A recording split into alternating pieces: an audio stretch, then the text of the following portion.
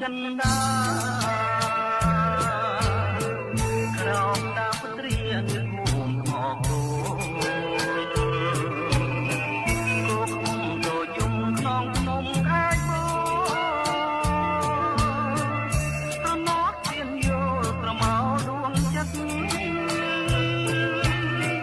យើងអង្គុយលេងស្ដាប់លេងពីយោ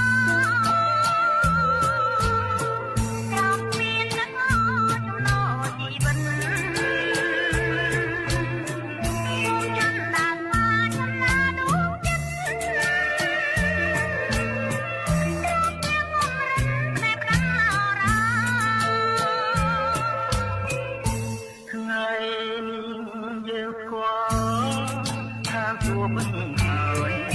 ចាក់ណែបងអើយកុំប្រែចិនដា